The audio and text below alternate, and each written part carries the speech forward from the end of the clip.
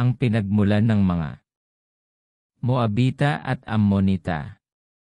Bible Story Series 9.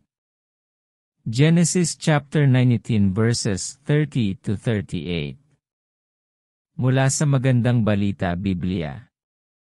Sa takot ni Lot na manatili sa Zoar, sila ng dalawa niyang anak na babae ay umakyat sa kaburulan at nanirahan sa isang yungib doon. Minsan, nag-usap ang magkapatid. Sinabi ng nakatatanda, wala nang natitirang lalaki sa daigdig. Matanda na ang ating ama at maaaring hindi na tayo magkaanak. Mabuti pa'y lasingin natin siya at ating sipingan para magkaanak tayo. Nilasing nga nila ang kanilang ama ng gabing iyon. Sa kalasingan ni Lot, hindi niya namalayang nakipagtalik siya sa anak niyang panganay. Kinabukasan ay sinabi ng panganay sa bunso, "Kagabi sumiping ako sa ating ama, lasingin natin siya uli mamaya, at ikaw naman ang sumiping ng pareho tayong magkaanak."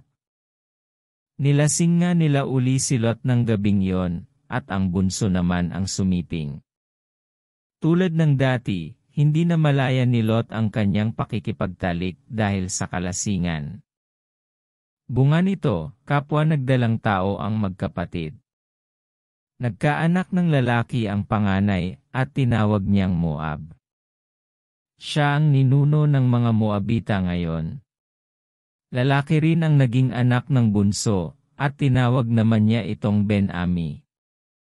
Siya naman ang ninuno ng mga Ammonita ngayon.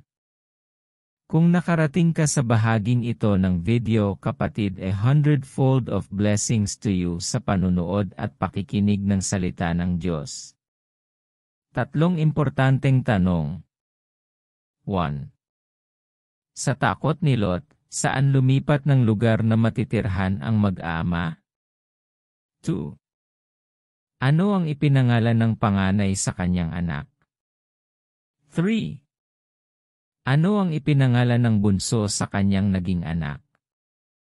Comment your answer down below. Paki-comment na din kung hanggang saan nakarating ang video na ito. Don't forget to subscribe, like, and hit the notification bell for you to get updated on the next video. Thank you for watching and hearing the Word of God.